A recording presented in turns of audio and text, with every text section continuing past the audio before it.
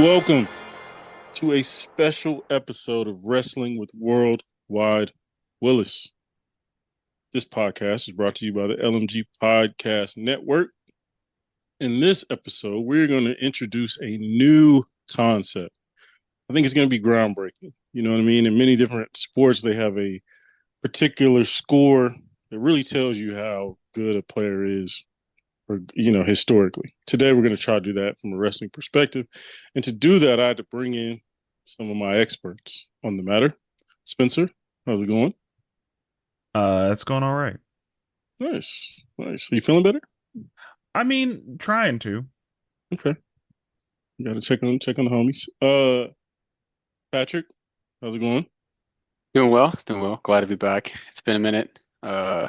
The people were calling for me, so how to make a return, you know. The people love Pat. PFP, people for Pat. All right, I missed all this on my social media, but all right. L, what up, man? How's it going? Hey, another podcast. Let's get it, Yes, sir. man. Yes, sir. Um, we know when we bring Spencer in, he's very good at these organization and getting things in order, right? And today we're going to need a lot of organization because we're introducing the WER score, the wrestler efficiency rating. Spencer, would you like to break this down for the folks? This was kind of a great idea you came up with, so I don't want to steal it. I know you got all the details. Of course. Happy to talk about it. So, we all have opinions and we all have feelings about stuff. And so I kind of thought, what if we actually gave a hard ranking for wrestlers? Because it's easy to say, oh, this person is the GOAT, but do you actually feel that way? Like, if we Mhm. actually quantify it, do you actually think that that person is the GOAT? So, we have 9 categories, which can be rated on a scale from 1 to 11. So that means that the highest rating a wrestler can get is a 99. Now, no one should get a 99, but we'll see what happens. 1 to 10, pretty standard, but those 11s are reserved for like goat shit. So like people that are, as one would say, the cream of the crop. And so the categories we have are move set, which is, the moves that they've used and created and their execution of said moves, entering performance, selling, athleticism, crowd involvement, etc. Mic work, cutting promos, working the crowd, those types of things. Character work, is it good? Is it believable? Is it iconic? How's their story game? Those types of things. Influence and impact on the business, on other wrestlers, while they were there and other wrestlers after them, on the world of wrestling. Are they still talked about? Are they still referenced? Like those types of things. Theme music. Was the music good? Did the music fit the person? Was it iconic? Um, did they have multiple good songs? All of that. The entrance, the same, but like the actual entering part, not the music, but the Mhm. entrance, because those are different things. Right. Longevity, how long was the person able to perform? Were they able to perform at a high level? Those types of things. And then other miscellaneous. So you can kind of have whatever you want in there. If you like their ring attire, if you want to look at their like faction or tag team work, do you just like them? Do they have a special place in your heart? This is the one category where there is room for subjective bias because Mhm. at the end of the day, like you like people and you don't like people. So Right. you may say like, oh, this person, as much as I hate them, they're really good, but like they just didn't do it for me. Mhm. And that's okay. Or this person is like, they're okay, but I loved them. Yeah. And so you can kind of just put whatever you want to in that category. Again, let's not get loose with the 11s. Facts. Pat. That's the one thing I want to say. I didn't say it this time though. Yeah. On me. Why are we thinking I'm gonna be the one that puts 11s on people? Well, and today we're talking about some older people. We're going to the 80s mostly. Like 80s carrying over into the 90s, a little bit of 2000s, but mostly like 80s prime area is what we're looking at today. So, the first wrestler we are going to be rating on this scale today is Hulk Hogan. Mm. Now, a lot of opinions about Hulk Hogan. Um, and I have a feeling that in that other category, it's not going to be good if you take into consideration his, feelings about some of us Yeah, on this us. podcast. Yeah. Yeah. So, Brandon, I want to start with you. Let's, on a scale of 1 to 11, where would you put Hulk Hogan's move set? This might be his weakest attribute. Everyone knows. It's historically he doesn't have a great move set. So for me, I'm gonna I'm gonna go with a 4 on move set, just because I think he did make some moves that are very basic, look kind of cool. You know what I mean? The leg drop that never should have been over. He made it over. I get it, but outside of that, not a ton. He actually had a better move set when he was Hollywood Hulk Hogan, because he was a heel. He could attack a certain, leg or injury or things of that nature. When he was a babyface, John Cena made, John Cena looked like John Cena looked like Eddie Guerrero out here, based, compared to Hulk Hogan. So, yeah, for Hogan, I'm gonna give him a 4. Okay. I saw the pivot there. Yeah. You saw what I did. The Yeah. people who know what was about to Yeah, happen. exactly. Yeah. Laveris, moveset, Hulk Hogan. Oh boy. So I agree with Brandon on that. Like, besides a leg drop and a body slam here or there, nothing was like legendary or make you think like, oh, that was great. Yeah. His hmm. I I forgot about the power up punch thing. That was kind of dope, but I don't know if that's a move. Yeah. I would argue that goes more into in-ring performance. Yeah, because a lot Yeah, of things I'm thinking about is more the theatrics of what he did back yeah, then. yeah. Yeah, he's definitely more of a like theatrics I would person. say a 5. Hmm.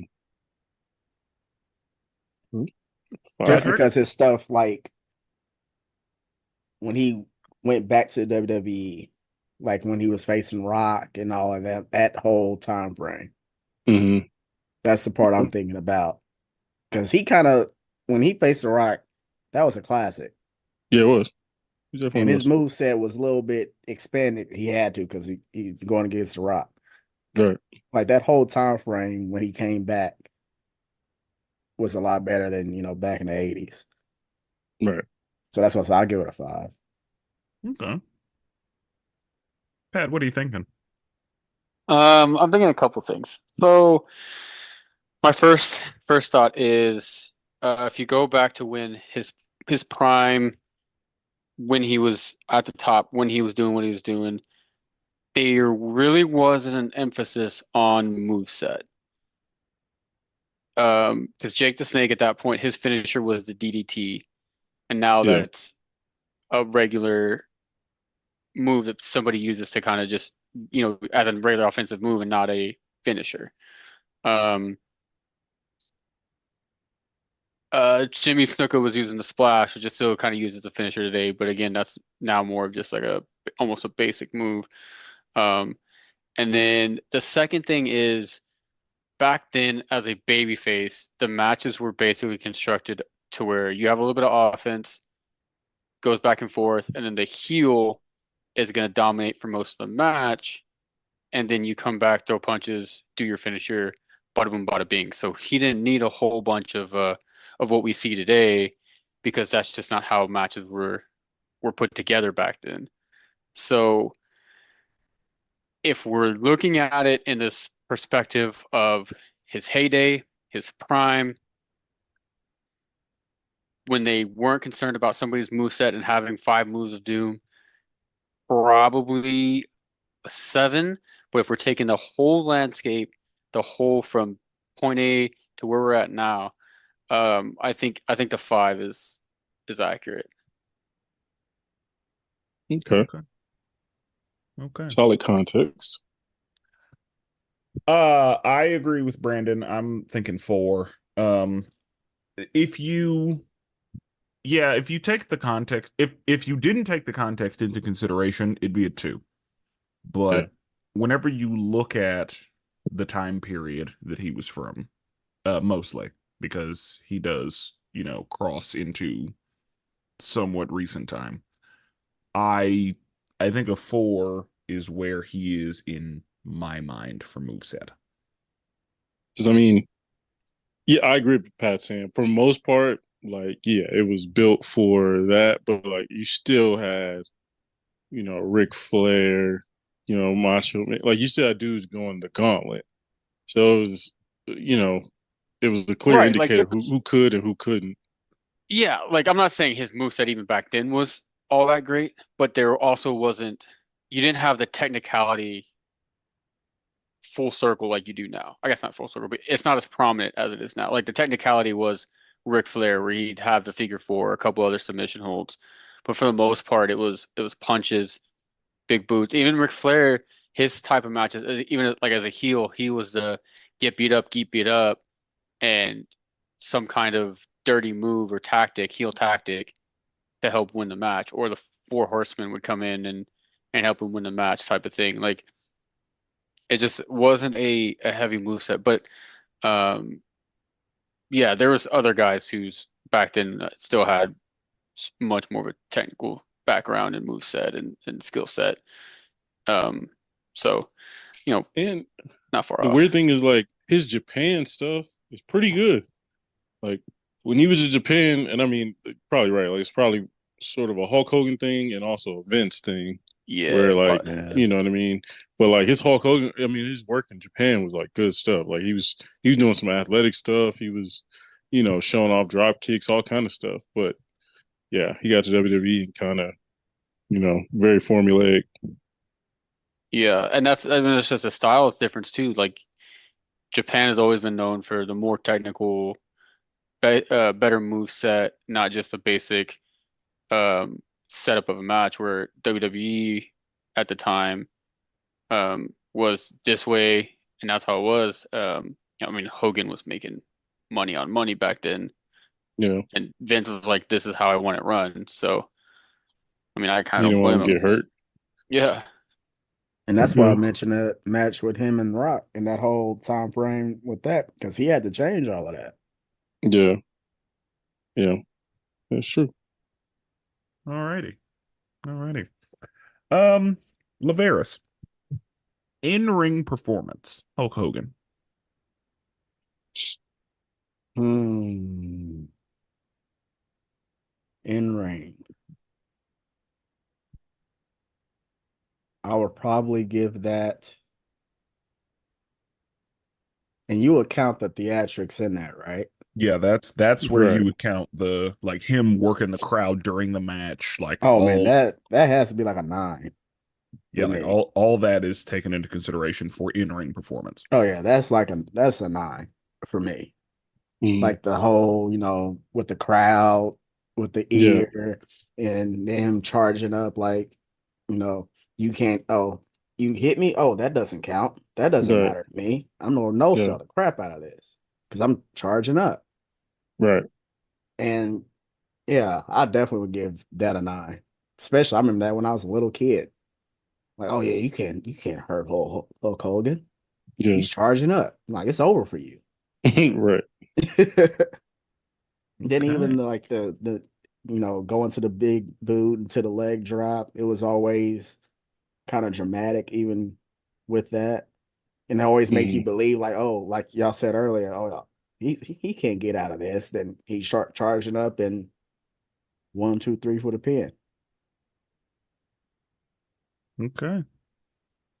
Pat? I'm gonna agree. I think a 9 is a solid number because he always had the crowd in the palm of his hand. And the we used to call it hulking up. Yep. I don't know where I first heard the term, but you do the Hulk up thing, start beating the heel, 9 times out of 10 win the match. Um, and like everybody knows his little like put the hand to the ear thing, and the little muscle. And then even when not necessarily like when he was doing the Hulk up, but like just his selling, like there's a lot of times you would really think that he was getting the shit beat out of him just Mm. the way he sold. So yeah, I agree with the 9.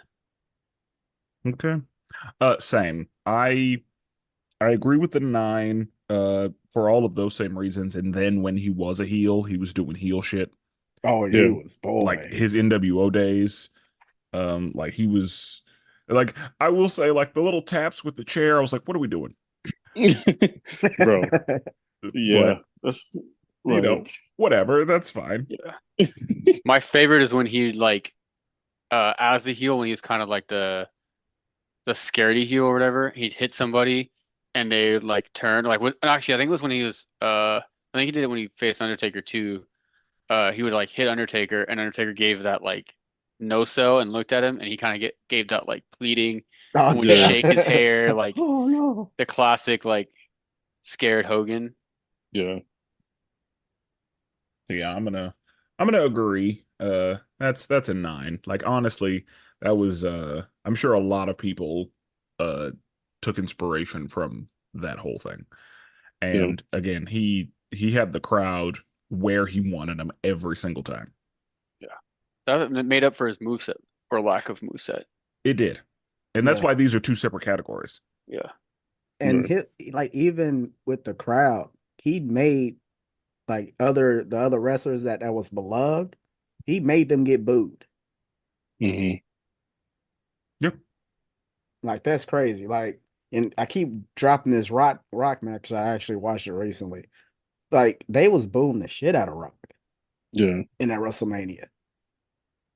Like it was uncontrollably. Like Rock hit Hogan, he was getting booed out of control. Thanks. So like a lot of times he made people think twice about who you gonna go for. Yeah.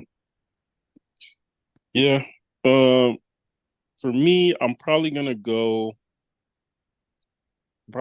8, Mm. just because the little love taps with the chair. Like, what are we doing? But I agree. Like, I feel like he was one of the first guys to like look at the crowd. Like most guys weren't like they pump up or whatever, but Hogan was like, I remember being like, remember like Hulk could always like look at the crowd and then they'd be like, oh, okay, this is my time to show out or whatever.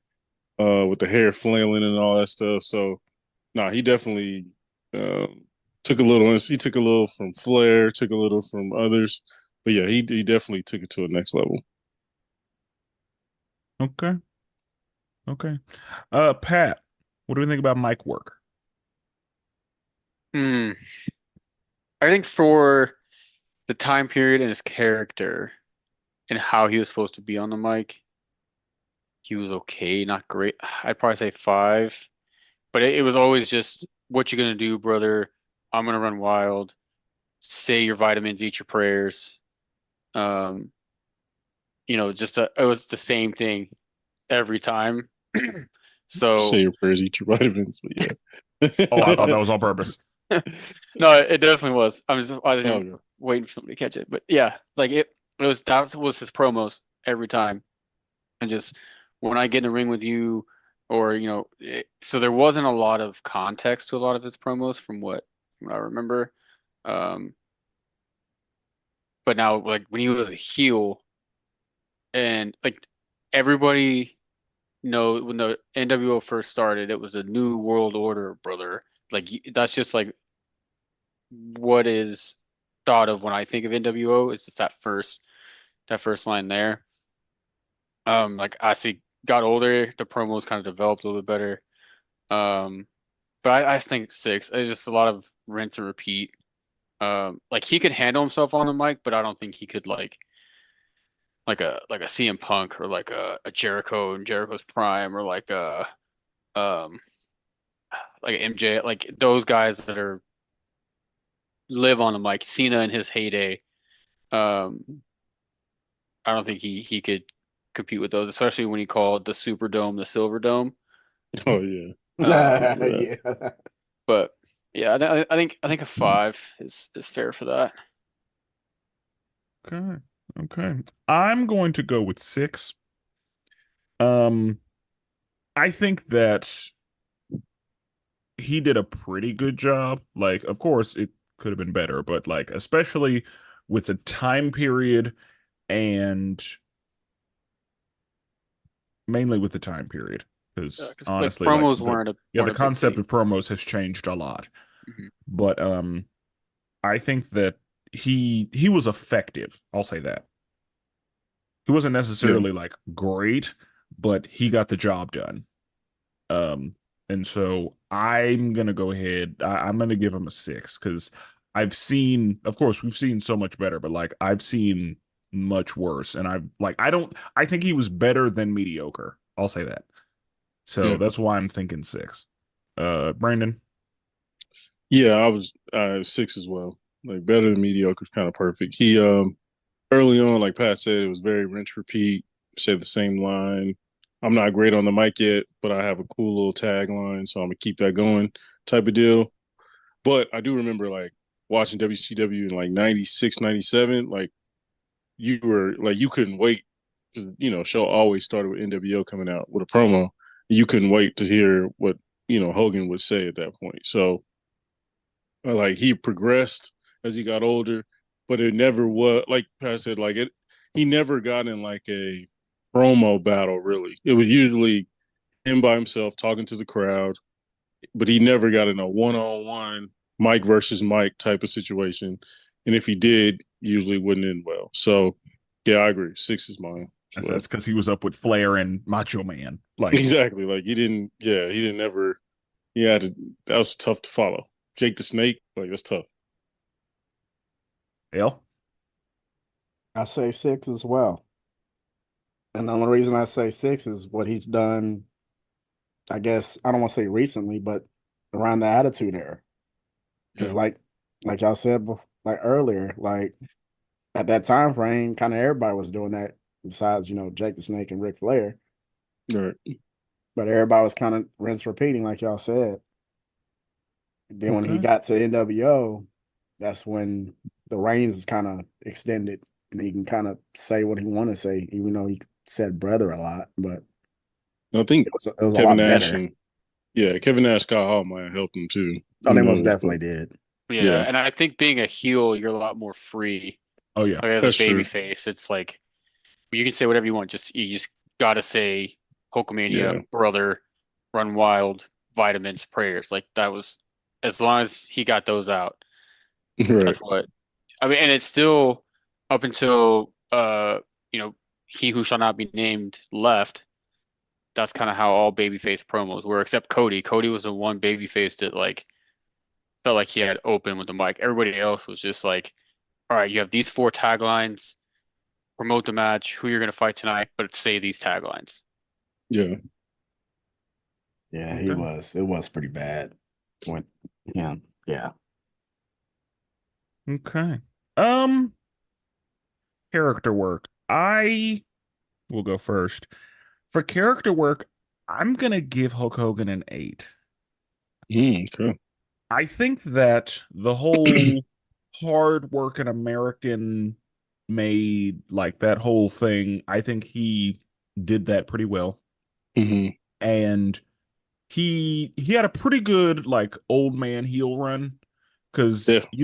how wrestlers are, like whenever you're the face of the company, like you have to be a certain way and there's a lot that you can't do, and then you can like kind of go on an old man tour whenever you Yeah. pass it off.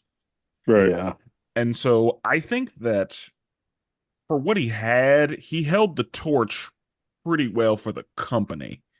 hmm As far as the character that he was, being for the world.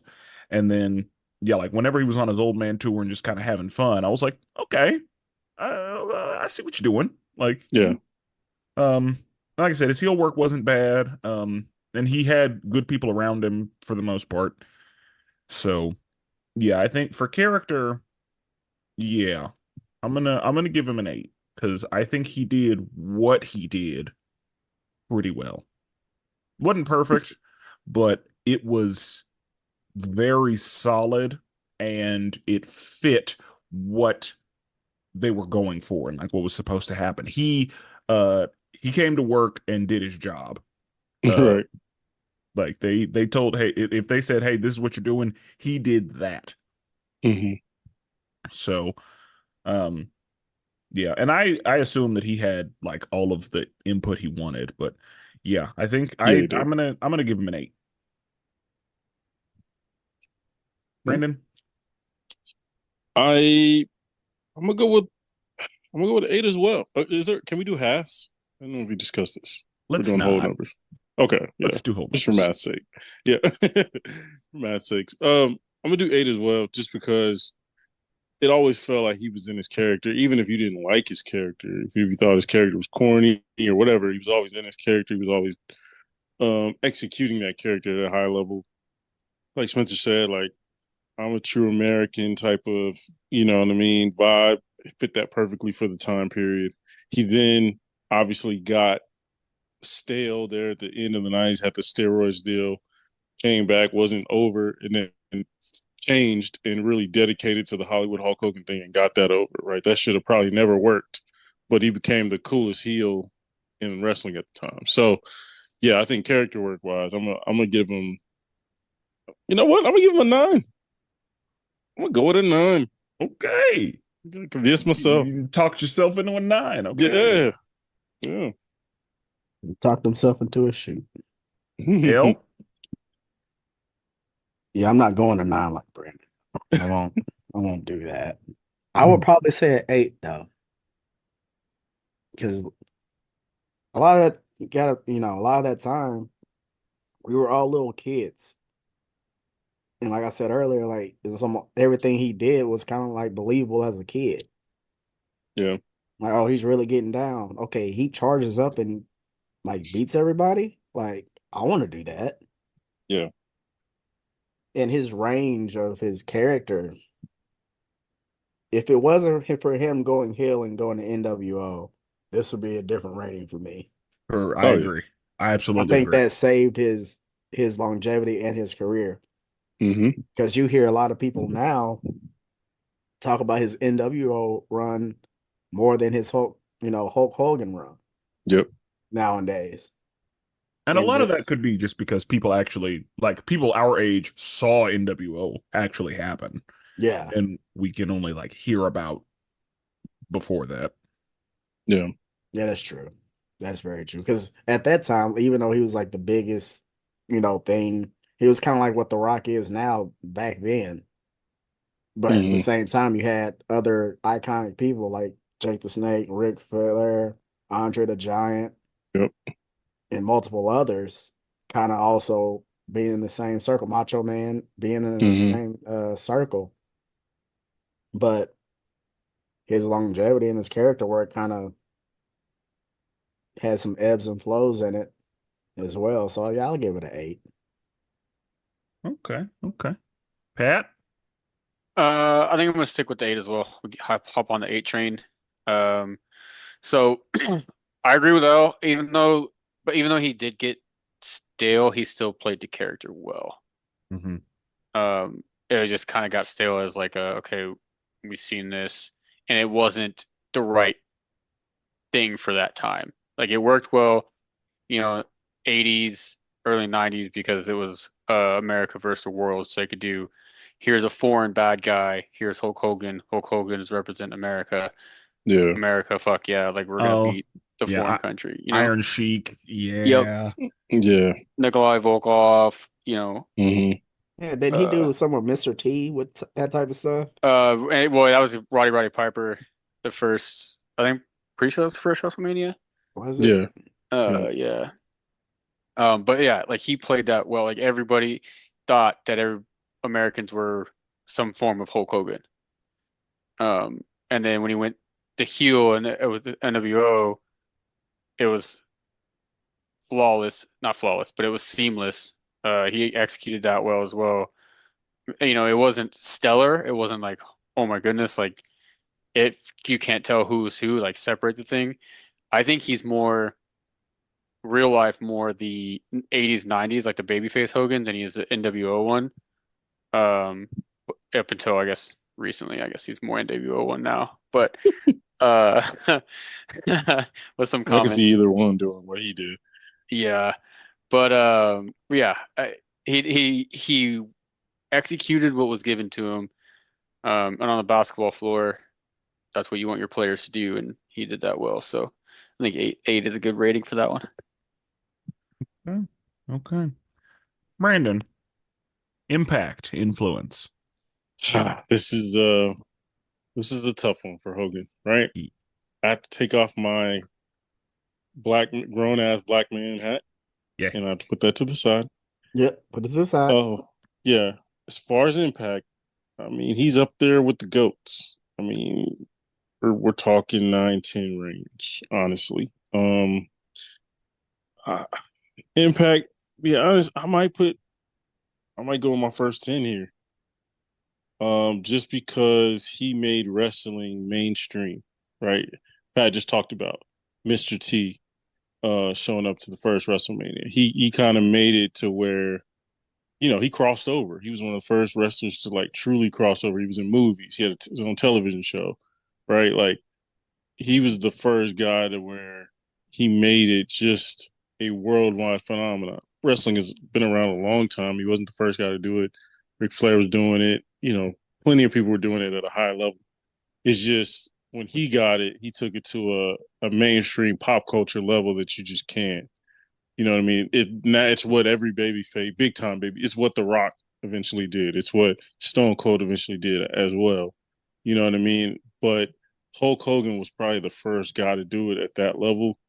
And again, like that's the impact he made wrestling, and he took honestly WWF from this new start thing that's taking over territories to okay, the undisputed, you know, top wrestling promotion. And then influence, like I said, on the babyface world, like if you're getting into wrestling to make money, you want to follow the Hulk Hogan model, which is John Cena, which is The Rock, which is Stone Cold, right? Like get over, sell a ton of merch, like get cool with the grown folks and the kids, and make a ton of money. And be smart. I mean, also his influence is sort of negative as well as far as business is concerned, right? His business acumen was good, if not great, but also toxic. And the fact that he, you know, went to WCW, basically tried to run the entire thing. He had control over if he wanted to win a match or lose it, or, you know, he had basically control of his own creative, which is unheard of at that time. So as far as impact and influence, like this guy, he's a 10 for sure for me. Hell. Oh boy. I won't say 11. I'm not doing that, by the way. No. Okay. For the culture, we can't do that. No, I'm not. I'm not trying to get canceled for that. You got to take your black hat off. Only so much we can do. Man, I think I agree with the 10. Just because you told me I got to take my black hat off. That's the whole point of this. Yeah. Like this. Because if we kept our black hats on, this conversation would have been real short. Yeah. It would be. Right. Just like Brandon said, like he was what The Rock was in movies, on TV shows, on talk shows.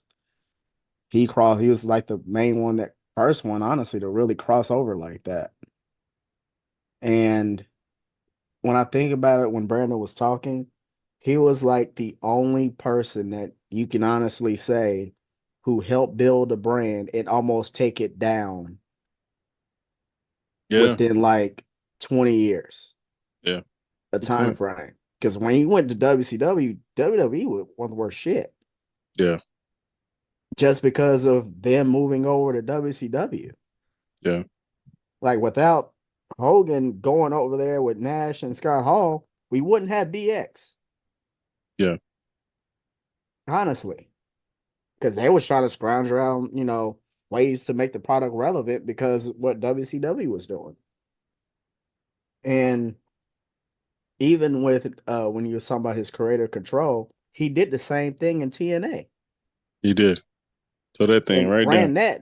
that to the ground. Yeah. Also with Kevin Nash and them. Yep. But his impact, we still talk about that man. Mm-hmm. I'm not gonna get into the other crap, but we still talk about him.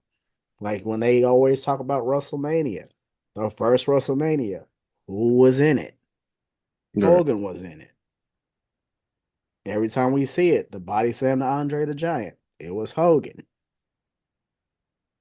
Like, even though I hate to say, yeah, it is a 10 for me as well. Pat? I'm gonna also go 10. For all the reasons that were mentioned before, but also we like to put eras and name eras of wrestling, right? So you have the Attitude Era, you have the Ruthless Aggression Era, you have the era we're in now. I've heard it from many people referred to as the Hogan era. So when Mm-hmm. he was on top, that whole time frame, they refer to it as the Hogan era. And for a whole era to be named after you, you got to have some kind of an impact, have some kind of that legacy. Um, so definitely a 10. Could possibly lean towards 11, but 10 for sure. Okay. Okay. I'm gonna do it.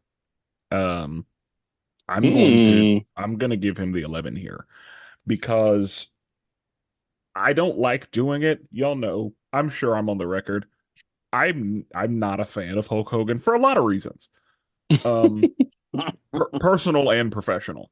But this man was the blueprint that has been successful for a lot of people in GOAT conversations across the board for wrestling, period. I Yep. can't take that away from him. As much as I don't like him, he is like y'all said, he did it first. Like he was the one who broke out, who made it worldwide, who opened it up, and who created a model for others to follow. Right. So that's why I'm like he was the guy. Like, should he have been the guy? Did we have better guys? Yeah, probably. But at the end of the day, he was the one that they put on the rocket ship, and he definitely, I mean, he did what he did. Yeah. And because like I can't take that away from him as much as I want to. Like he's the reason that wrestling is where, or he's a part of the reason wrestling is where it is today. It's true. And Yeah. so I like, as far as impact and influence, like his model is still being followed and referenced. He is still relevant as far as conversation goes. Like it's Some people have him undeniable. on the Mount Rushmore, That's what I'm like saying. for Like that alone. Yeah. he shouldn't be, but like he is. Right. And so yeah, I'm gonna have to give him the 11 here. I don't like it, but And that then is me being that is me removing my bias because that's what you got to do here. to that point, I'm pretty sure he who shall not be named um spent years and years after that trying to find another Hogan. They're trying Looked to the same. replicate it. Yeah, Yeah. blonde, yoked, The like all-American. yeah, that was see if Cena had longer hair, that's Hulk Hogan. Like that's Right. he Yeah. Stone always Cold was wanted blonde. right. He like, that's what he wanted, the type of person he wanted. Even still until a couple months ago when they banished him, he was still trying to find another Hulk Hogan. Yep. Yeah. All righty. Well, we got our first 11 on the board, and I'm okay with it. I don't like it, but I'm okay with it. Yeah, I Y'all did thought it not was think going it to was be going. me.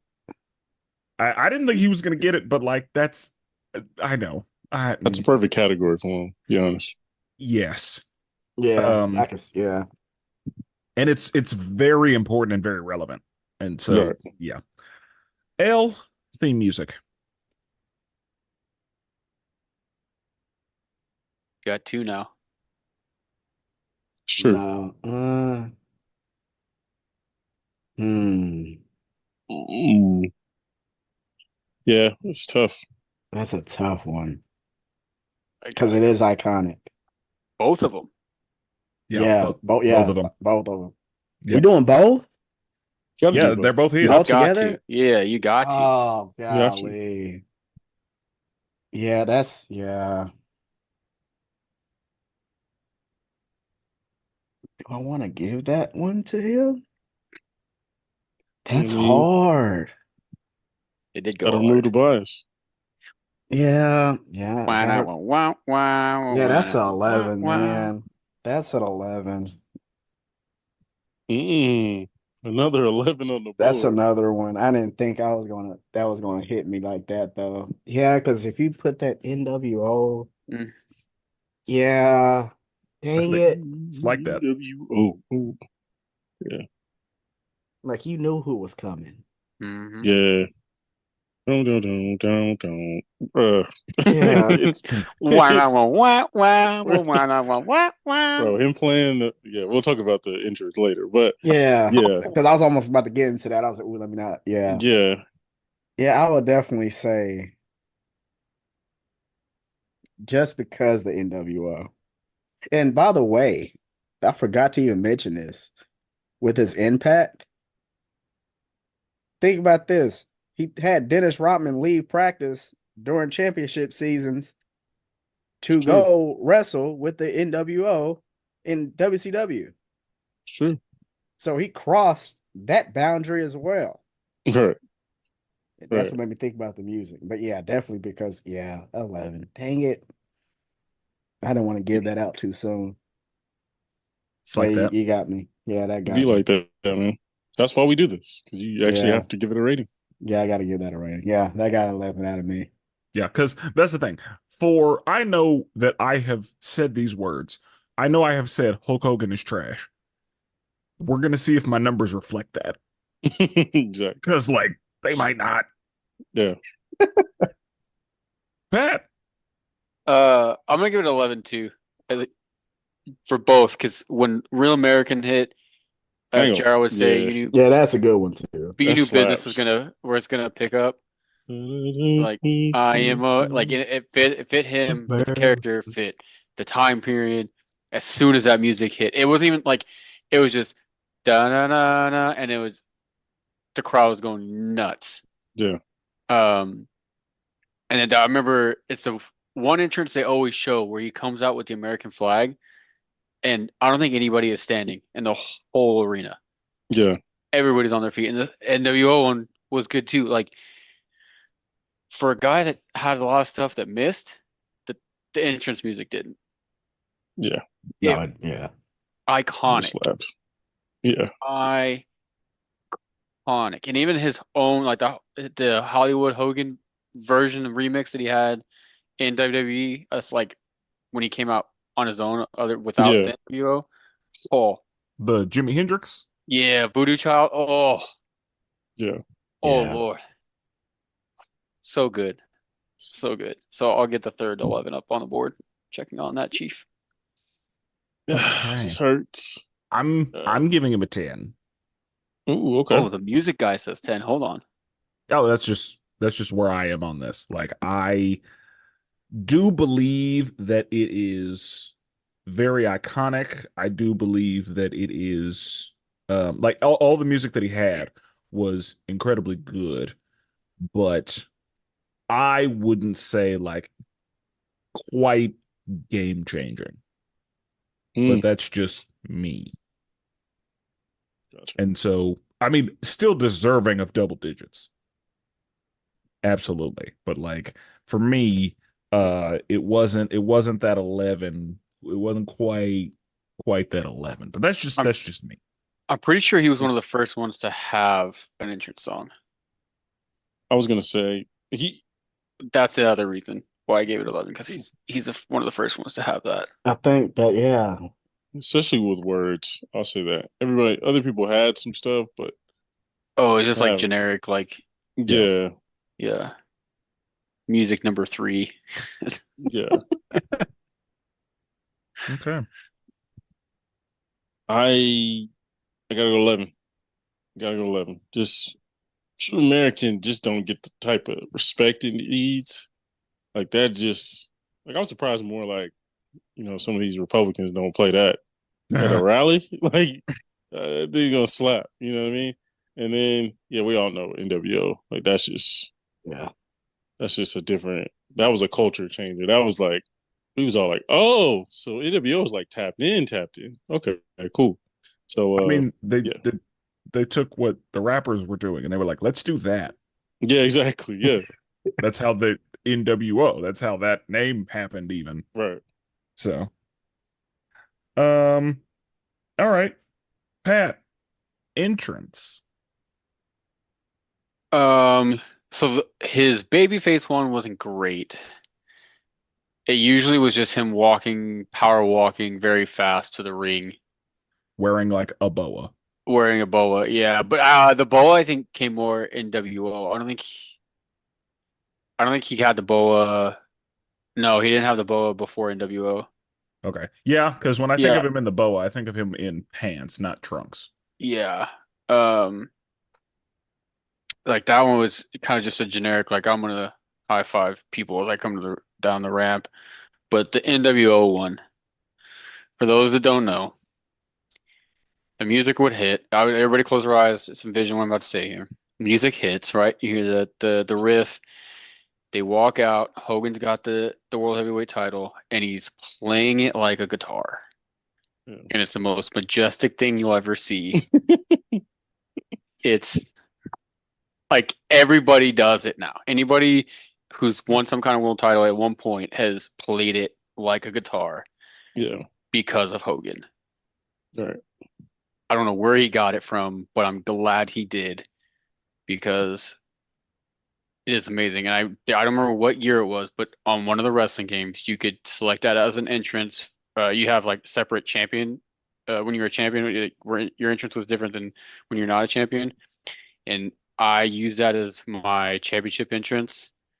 It was so good, so good, so good. But because his babyface one wasn't great, I'm gonna go 8. Okay. I think I agree. I'm gonna go 8. Um, pretty much for the same reason. Like his heel entrance was fine. Like his entrance, like his early entrance wasn't great, but like his entrance, like during my time being alive, it was pretty good. Yeah. Yeah. Whether he was in black and white or red and yellow, like Yeah. I was gonna it say his was, later yeah, like babyface. Yeah. when he was wearing pants Yeah. instead of trunks, like he Yeah. was, his entrance it was pretty good. I was like, Yeah. I felt it. Yeah. And so, yeah, but because of his early days being not worth talking about, that's why he's getting an 8. Because if that wasn't holding him down, it would probably be higher, as much as Yeah. I don't like it. Like he had a couple cool entrances in the early days, but it was just a generic like walk to the ring 4. Yeah. Like, not really worth talking about. Yeah. Right. Brandon. Sure. I'll go 8 as well.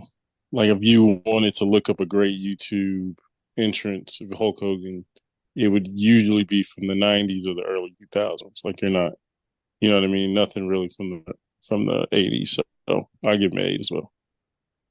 L. I give him a 7. Okay. The reason I say that, yeah, the early stuff, man, That was generic, like y'all said. The thing that got me is if he didn't have a championship belt and if he was by himself, it was okay. A lot of Mm, times he was with the group. yeah. So him by himself, it was still okay. Besides the with the championship belt, that was great. But if he didn't have a belt, he was with the group just talking about for life. So that's why I gave it a Sure. 7 for me. Okay. Okay. Um, so for our next category, we have longevity. Hulk Hogan, like the fact that we're talking about him in like decades Yeah. kind of speaks to the fact that he was in the game for quite a while. Yeah. Honestly, if you cross that, like if you're able to do this job for 20 years, that's impressive. Yeah. Because playing like doing any physical activity for that long is hard on the body. Like there's no way around it. Like it's hard on the body. There are some wrestlers that don't make it to 5 years. And Yeah. so the fact that he technically started in like the late 70s and I saw him with my eyes means that he was in the game for quite a while. Right. Um and while he wasn't just out here doing a bunch that was hard on the body, because he kept it pretty easy, Yeah. kept it pretty easy in the ring. Yeah. Um, that's why his move set is, below on the low end. Yeah. But he was able to be in the game for quite a while. And so because of that, I'm gonna give him a 10 Okay. for longevity because he was, I mean, as much as I don't like him and he was doing it easy, he was able to perform at his level for years, decades. Like he was able to do a lot of the same stuff. Like he didn't really slow down in his older years. And that speaks to, his easy, you know, uh match setup, but he was still able to do that like what he did for a long time. Like very like Tim Duncan. Like he kept it nice and easy and he was able to do that pretty consistently. Right. Right. So I'm gonna give him a 10 for longevity. Okay. Brennan, what do you think? I'm gonna go with an 8 only because he had a few breaks in there. Um, he had the steroid incident, which gave him a little break. He came back, and then when he left WCW, he was on a time. He was on a different type of deal. He was kind of like Kevin Nash, Scott Hall, all those guys. He took a little hiatus there from like 2000 to 2002 or something like that, and then that's when we got that great WrestleMania. But um, I'll give him a little knock for that. And yeah, I think he had a little. I don't know his TNA work as much, but overall, really good longevity. Like I think everyone knows that. Like dude was wrestling for a long time. That's why he was so relevant for a long time. So yeah, let's go with 8. Bill?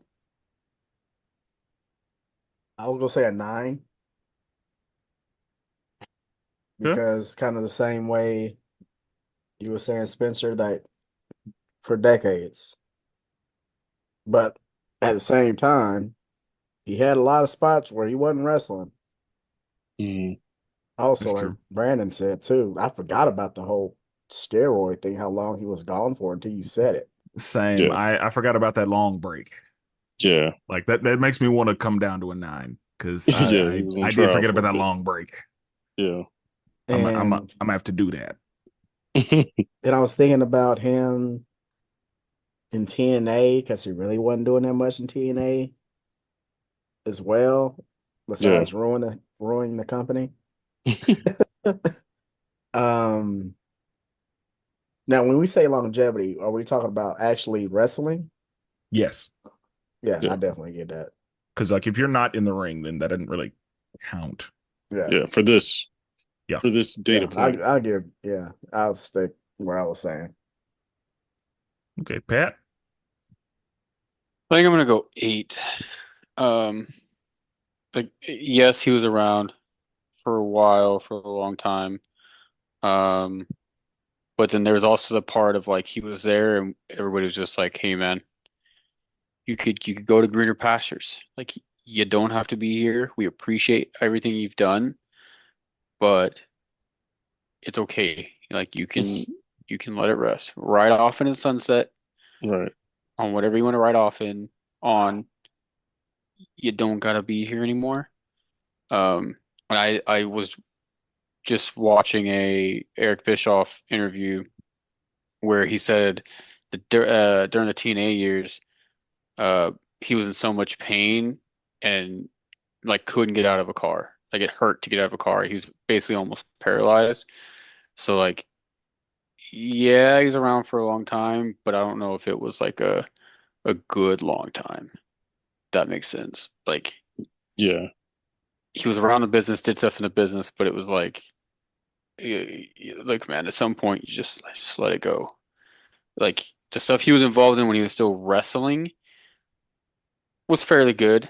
I think the last thing I remember that he did in WWE, I want to say was a feud with Shawn Michaels. I think that's Um, right. Yeah, that's about right. and like at one point he held the undisputed championship. Um,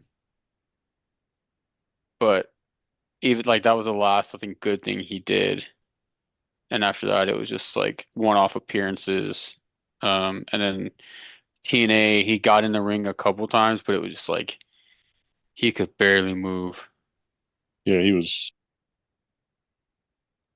I don't know. I think that was a money grab too. Like you said, like he was just trying to get paid. So he was like, "Oh yeah, I'll show up for some dates." You know what I mean?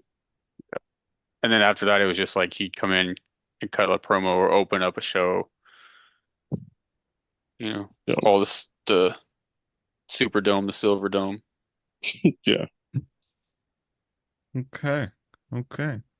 For our last category, we have other. Brandon. Yeah. I will give this man a 2. Okay.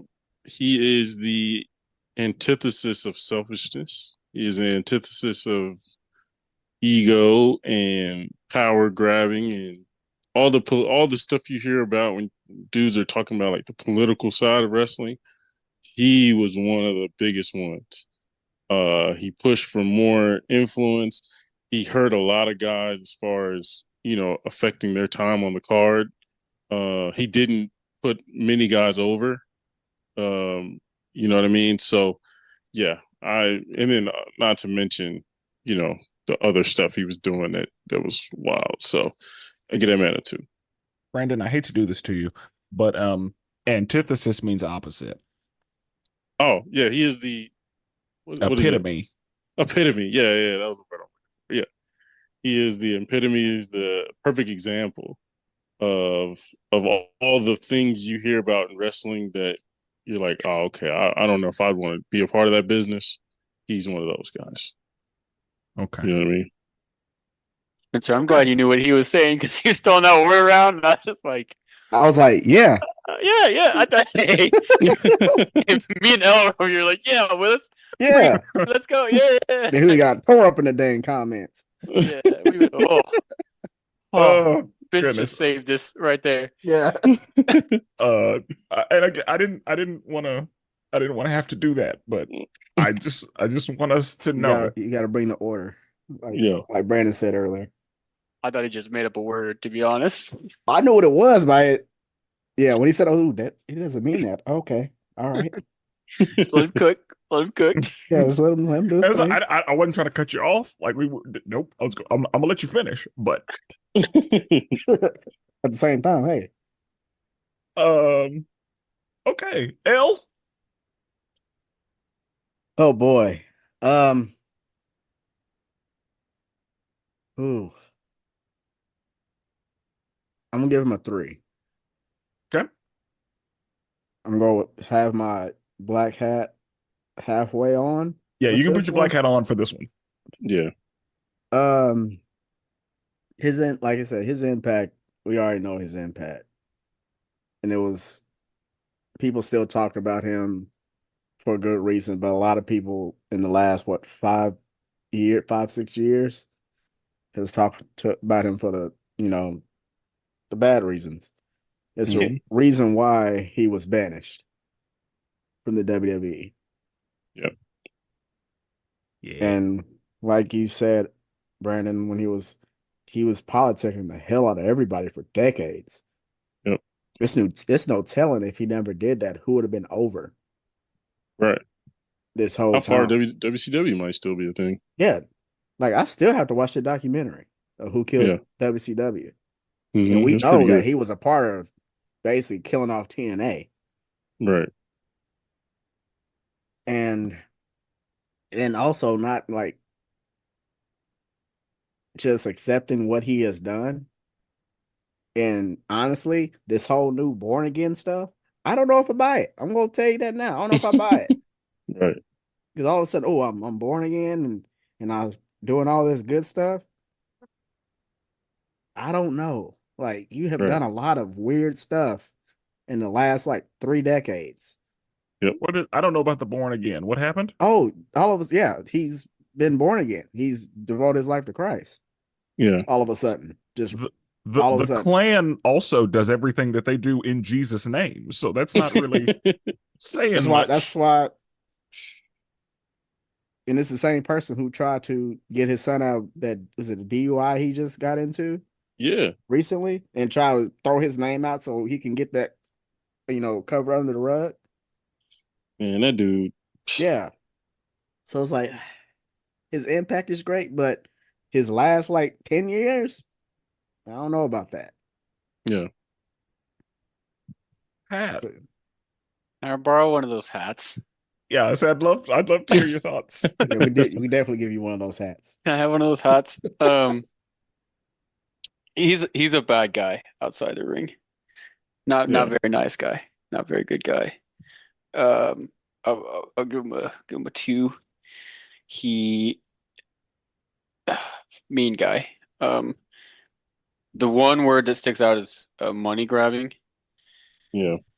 and I think a lot towards the end was just him wanting a paycheck.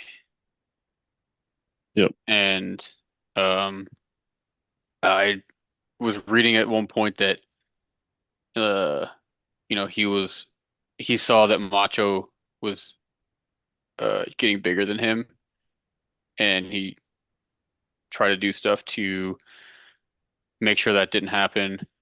Um, and that's The not old what you want. sabotage. Yeah, you don't want that in a business person, or out of somebody who's supposed to be the face of your The company, the guy. leading your Yeah. company. Yeah, you don't like that. Um, and he said mean stuff about people who were my friends. Um, and I don't like that either. So Yeah. Yeah. If it weren't for wearing a black hat, he'd maybe be like a 4. But because I have a black hat on, I'm gonna have to give him a 2. Yeah. Like just just a terrible dude. And that's you can't do that. No. Not acceptable at all. no, All right. So, um I will give totals at the end for, Oh, the people that have been keeping up. But we're gonna do one more wrestler. Just because we're here for the efficiency rating. And we're gonna do somebody from not quite the same time period, but like roughly. So I think for our next one, somebody else that is discussed very highly in a lot of wrestling circles, we're going to talk about Bret Hart. the Bret the Hitman. Hitman Hart for our next one. So Pat, I'm going to start with you. Let's talk about Bret Hart's move set. Oh, um, it's great. Uh, in my opinion, not the best Hart. There's another Hart that had a better moveset. R.I.P. Yep. Rest in Rip. peace. Moment of silence. All right. He really good moveset. Technical guy. I think kind of ushered in the era of being okay to do that and making it popular and making it all people want to see it, and that was what was drawing money instead of the other guy we just talked about. Right. So moveset wise, I'm gonna give him a 9 because I also do think he was very submission heavy. Like he could brawl, but like it almost felt like every match was a submission match. Mm-hmm. It was just, like you're watching a NCAA or like an Olympic wrestling type match, which I mean, it's not. I'm not saying it's a bad thing. I'm not saying it's an awful thing, but it's uh, if he would have had a couple more layers, I think I would have been worthy of an 11. But I'm gonna give him a 9, I think. Okay. Okay. L, what do you think?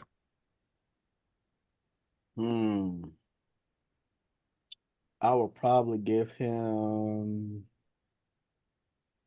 I give him an 8. The reason Okay. I gave him an 8, well, it kind of sucks at the same time because he's also in that time frame of they was given the move set they were given. Like it's not definitely not like it was now, but I think he helped usher some of that in. He was Mm-hmm. one of the main ones that kind of start the technical wrestler uh kind of persona. Mm-hmm. But outside, like, him starting that, it wasn't a huge move set at the same time. Like it was effective. Like, and the only thing that bothered me about some of these people, like a lot of these wrestlers do this, like people do the leg drop all the time, and it's not really effective. About every damn body do a damn sharpshooter. Yeah. Yeah. So that's another thing too, is like, okay, he was tapping people out Yeah. with this, and now that's a secondary move to people. It's Like they true. didn't protect his finisher worth shit. Yeah. Yep. So that's why I give that an 8 off of that almost by itself. Like if they protect it, okay. You tap out, you tap out. Or if you get away from it, you get away from it. But everybody's doing it. Yeah. Or does that speak to how good of a move it is? It'd be different if people was tapping out on it. That's the thing. Yeah. Nobody's really tapping out anymore on Yeah, that. I agree with that. It was almost like the super kick, like Shawn Michaels for so long. Like not many people kicked out of the Sweet Chin Music. Now People are it's throwing them around like candy. yeah. Yeah. Okay. Brandon? I'm going with a 7. I don't. Like Canadians. I like Canadians. I have nothing against Canadians. However, I do think he was a a good wrestler in a bad wrestling period, so he stood out. Um, but honestly, when he went to the creme de la creme of technical wrestling, as far as at that time period, WCW, he was irrelevant. No one gave a damn about. They had to throw him in the NWO to get him going. You know what I mean? Like when he had to go to WCW where people are aware of technical wrestling. They've watched Chris Jericho, Guerrero, Benoit, Malenko, all those guys. You know what I mean? Whereas in WWF, it was like, oh man, this dude can do a nice suplex. Oh, snap his, you know what I mean? Like a nice takedown or arm drag, all that stuff. So I'm gonna give him a 7. I've seen guys that aren't even close to caliber of name of Bret Hart, be a lot better moveset. So I just gotta go 7. Okay. I'm gonna go 8. Mainly because of time period. Like, he was doing more than a lot of people in his same class. Which, was exposed in WCW. But I think that for the sake of time period, I'm going to give him an 8. But like by today's standards, unimpressive. Yeah. I will say his WCW run though, he was going up against a lot of the guys who were similar to the ones he was going against the WWF or WWE. It wasn't any of those young guys because those guys at that point were in the WWE or WWF and or like it was a cruiserweight stuff. So and they were putting them against like a Mr. Perfect or Goldberg who basically ended Brett's career. Um, Randy Savage, like a lot Sting, like a lot of those guys that really couldn't even then wrestle the way Brett could. I don't know Uh, about that. Sting Sting might have been the only one that really I, get in the ring. Mr. Perfect? Come on, man.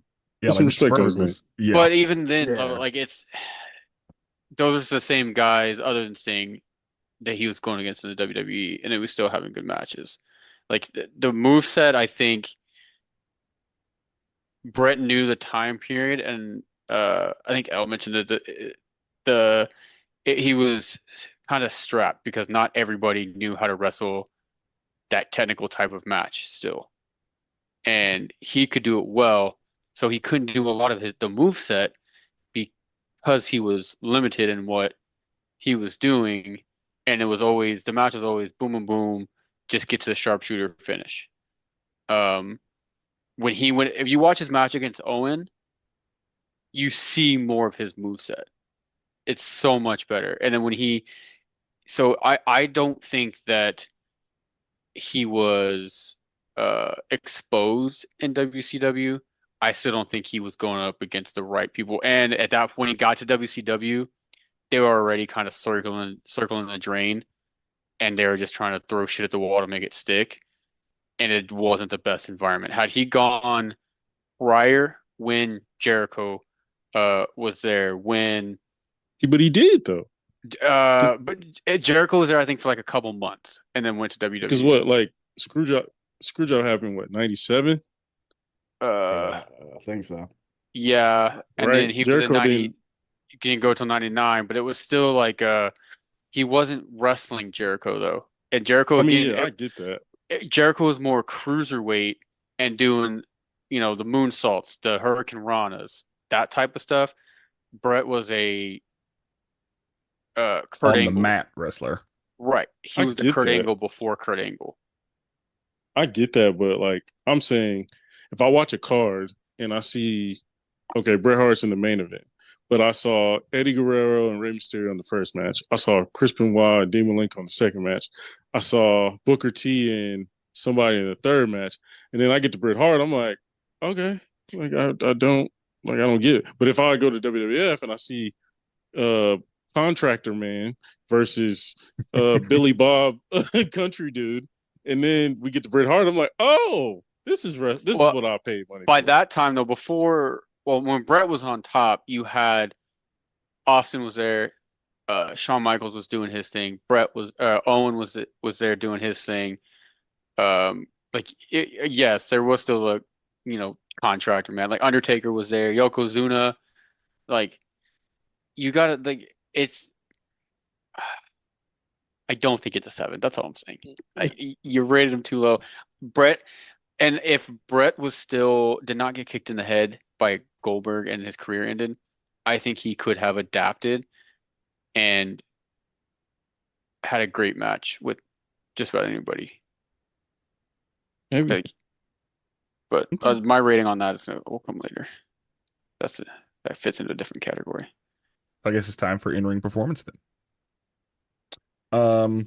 I'll go first for this one. Um, I think that I mean, I've said that in my opinion, Brett has been like overhyped. Like, why do we care this much about this person? And I think that Brandon kind of put it in perspective. Like, he was a pretty good technical wrestler amongst plumbers for Exactly, man. He was a Bob good amount of Cousy. time. Like he was Bill Russell. I mean, what are we Said doing? Bob Cousy. He was Jerry West. Like, what are we doing here? And so, but he was still pretty good in the ring. And whenever we did see him, like him and Shawn Michaels, like they would go, from what I remember. So I'm gonna give him an 8 for in-ring performance because I have seen Brett go to work. But to Pat's point, it could be a lot of the opponents he had in certain situations didn't allow him to cook like he could have cooked. So I'll give him an 8 for in the ring. Like in my heart, that's a little high, but in my head, I feel like that's right. But yeah. Pat? I think I'm also go 8. Um, he had classics with a lot of people. Owen, Sean, Austin, Taker, Yoko. Even not being the type of style that he's the best at, um, he was still able to put on a good match, do what he needed to do. The crowd was always into it, so 8 I think is fair. Hell. I say 8 as well. Like Pat, like Pat just said, because I was gonna say the same type of people. Like he had some classics with some people, and honestly, even the one with Austin. Like if you think about them two as performers, you would probably say, "Hey, how the heck is this gonna go?" Because you got a brawler with a technical person. At that time, you don't know what the heck that was going to be. And I feel like I'm giving that high too. Dang, 8. Yeah. But that's the thing. I appreciate the fact that you are looking at this genuinely and not letting your bias, because it's harder for your bias not to creep in. Because it almost, I was going to give that dude a 6. That's what I'm saying. Honestly. Like if like in my heart, I'm like trash. I wish I had more thumbs, but like that's not the case here. Uh, Brandon? I'll do it, guys. It's a 6. Oh, Moveset is better than his in-ring performance. His moveset was what his wrestling was built off of. In-ring performance, I consider that your swag, the way you got the crowd into it, the way you perform did those moves matter, basically. he had pretty solid execution though. I agree. Like the move set part of it, cool, but did it matter? Did your 8th suplex matter? Probably not. Did you know what I mean? Like a lot of his stuff to me didn't matter, didn't mean a ton. Whereas, like, I hate to compare it to Gunther, but like everything Gunther does matters, everything, right? So for me, as far as in ring performance, right, the performative part of the sport, I don't think he was that great at. I think that's what Vince was like. I think there's a ceiling on this thing, right? Moveset wise, there's probably no ceiling, right? He could go to Japan, kill it over it. He can go anywhere and kill it. But performative wise, which is what we're truly about, this is about The entertainment yeah. part. You didn't think he like was... Oh shoot, I'm changing mine. I wasn't entertained when the ding ding ding on the Bret Hart match in the ring, I wasn't entertained. And so for me, it's a 6. Let me ask you this: are you entertained during a Daniel Bryan match? Yes. Same match. No, it isn't. No, Same it's isn't. not. Same It's No, a match. it's totally not. different style. It's Same a totally match. different style. Bryan No, it's comes off the not. top and does some more high flying stuff. Bro, Other than that, it's a technical submission no, grapple it's a totally match. different match. But It's but a his Muay Thai. attitude and tour like Right, The way yes, he- yeah, that part, like, that's part of his in ring, but it's right? not much more. Like, Bro, the fact that I want to jump to the screen. You're disrespecting Daniel Bryan. it's Yeah, I was gonna not say, much level. more, guys. I'm not a big Daniel Bryan guy, but like, really? Yeah, Like yeah, it's not like much Don't you more. dare compare him to. that It's man not put much more more. intensity into running from ring post to ring post, hitting dudes, and like just the intensity is a different level. Like that's not what Bret Hart. He just didn't have that. He just didn't. He was like a robot. It was like watching Yeah, Terminator wrestle. like right when he said that, I said, I'm changing mine. Bret Hart I'll was, say, yeah, like I'll I'm say a thinking 6. about it now. Like Bret Hart was stiffer than. He was stiff as shit. I'm gonna have to go down to a 7. I'm going to a 6. Change mine Thank to you, 6 guys. degrees. Like I I'm didn't glad think about how stiff he was. And I Pat thought it didn't, was for his some reason, I damn didn't mind either. over here. But yeah, like my man's is stiff. So yeah, and I knew that in my heart. Like I said, I knew it in my heart. But yeah, man. So I tried to. Okay. Mhm. It wasn't Well- great. Wasn't great, but it's not as bad as Willis is making it sound. this man compared him to Daniel Bryan. Disrespectful. That's wild to me. That man I'm is just wrestling saying. right today. I think he just already had his saying. match. I'm just saying. Brandon, what do we think on mic work for Bret Hart? Oh, it's probably gonna be like a 3. Mr. was Mr. Yeah. All right. Mic work. I mean, come on, guys. Like, what are we? This dude, I mean, he made Hulk Hogan look like CM Punk on that mic. Like, come on, man. The dude was a Terminator again.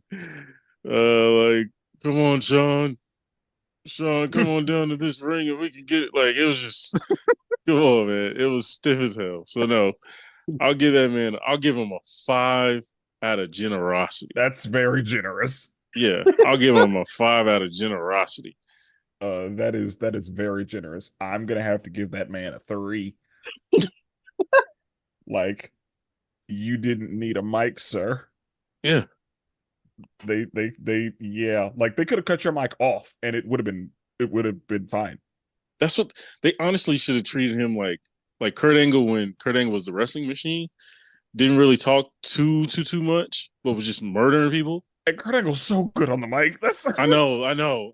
That's why it's like Yeah. I'm trying to separate that, but like just make Bret Hart come out there and murder people, and it would have been fine. But when he's opened his mouth, it was like, oh my god. Because yeah, like, Goldberg didn't do a lot of talking, and Yeah. there was a reason. Like Goldberg, you're not good at that. So how about no? You And can the say bad you're part is- next, and that's it. Yeah. Yeah. The bad part is he had a brother who was charismatic, who we could clearly compare to, and it was like, oh, you're not that guy. Like you're just not. Yeah, that was also not in his favor because Right. there was a better Hart. Yeah, that was a better Hart. Dude, Owen Hart was in the Nation and Domination. And no one blinked an eye. He was like, It oh was like, yeah, who's this white dude with all these black people? exactly. Like nobody Cody thought Rhodes? twice about it. Yeah, that. Sorry, I'm Pat. Yeah, his mic skills weren't great. Yeah, for Farley. His mic skills weren't great at all. They were trash. At all. I feel bad because Bret Hart's a really good wrestler, and he's gonna be the lowest rating person. Like, Like Hogan might be above. oh him in my his god, I ratings. can't believe this is gonna happen. That's that. Yep, that's That's the what total score, man. That's what the WER is. You Yeah, got man. Oh my god, package. Sure. that's crazy. What did you Hell. give him? Give him a 4. 4. I'll probably say the same thing. I say a 4. Got the point across. He built a match. He got to the point, but that point was trash. On top of it, I'm sorry. Yeah. Yeah, like, and even taking the time period into consideration, like that. No, like No. you're not. Like, and his tagline, "Your brother was better than you to me." Exactly. The best there was. The best there ever will be. Like, all right. Yeah, your And brother's you better can- than you. Hey, I still You can't use walk that. out your house. That's a great. I mean, one of the best taglines ever. Yeah, it's a created. good tagline, but I thought his brother was better. Yeah, like it's a dude in your house. That eats at your dinner table is better than you. Yeah, like What are we doing? no degrees of separation. Like y'all grew up together, Right. and like And how he's I- way more charismatic than you. Yeah, like Yep. obviously y'all's mom got it wrong when she was telling y'all who was the one. But L, what do we think about character work? Hmm. Oh, damn it.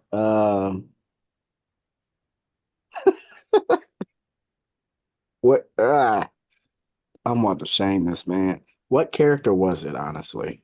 The best there is, the best there was, the best there ever will be. Best ever will be, yeah. That was the character. The Hitman. Man, dang it. As a character, I'm trying to think even the people around him around that time, then it was him. Like he was one of those people where it was like the character was, I'm a good technical wrestler. Yeah, I'm But better than outside you of in that, wrestling. then And I'm that's the better thing, than you like in wrestling. that can be a character. When Kurt Angle did that character, Kurt Angle It can work very did that well. character. Yeah, it can work very well. So But like it can be Gunther's he done. was charismatic yeah. Yes. and funny as shit. Hilarious. Man, I'm not trying to be biased. And in my head, I'm like, he better not be better than Hogan. But as a character, I'll give him a 5. Okay. Brandon. Two, I'm gonna give him probably. what'd you say? You're probably gonna give him a 2. No. See, I come with this an informative, unbiased mind. Bullshit. I'm I'm gonna give him a 6 because Jesus. there was a time where Bret was the hottest baby face and was over with the crowd. I'll give him that. Kids was out there trying to be the first kid he gave his little sunglasses to. You know what I mean? He had a cool little. I mean, you know what I mean. So I'll give him that. The character, for the most part, at least early on, was solid. Like you said, again, it was Terminator. It was a robot on the microphone. It was a robot as far as character, but I'll give him 6 for that. Okay. I agree. I'm going to give him a 6 because while there wasn't just a whole lot of character there, what he did worked well enough to make him the face of the time. Like the fact that he is discussed at all, the fact that he was as popular as he was and was able to get stuff done.